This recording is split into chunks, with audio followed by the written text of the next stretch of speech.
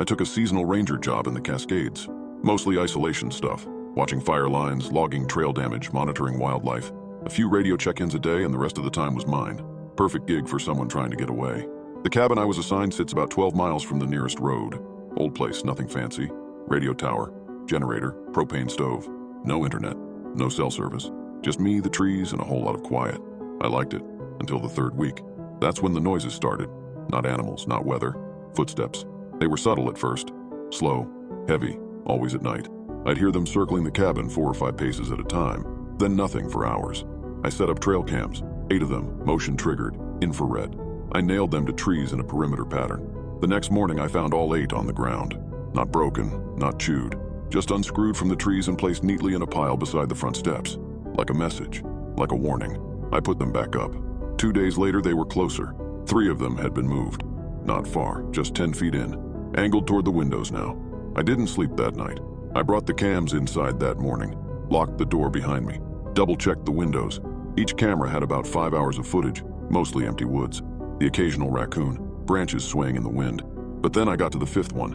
Timestamp 2:13 a.m. Movement. The camera jolts slightly like someone's adjusting it. Then it re-angles itself, pointing not at the trail but at the cabin window. Mine, the one facing my bed. It sat still for 2 full minutes, then something stepped into frame. Not all at once.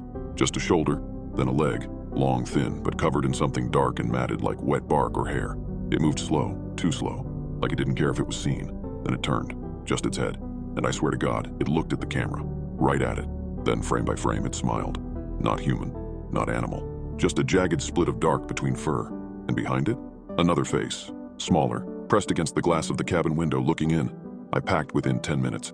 Clothes, knife, batteries, radio. I didn't even turn the generator off. I just left. I took the west trail, steeper but faster. It runs past 3 old fire lookouts and hits the service road at mile 12. From there, it's a 5-mile descent to where I parked the truck. I made it 3 miles before I realized I wasn't alone.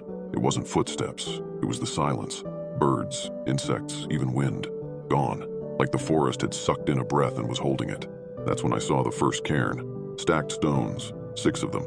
Carefully balanced in the middle of the trail. Nothing odd on its own.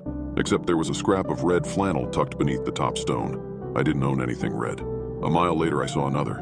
This one had a tooth resting on top. Human. I kept moving. Didn't stop to breathe, just head down, keep walking, keep walking, keep walking. Until I looked up and saw the cabin. My cabin. The same stack of cameras in a pile by the steps. Same dent in the railing from when I slipped hauling wood last week. I'd walked for 5 hours in one direction, and somehow I'd come back. There were fresh footprints on the porch, but only one set. Mine. I didn't go inside, I just sat on the porch staring at the footprints.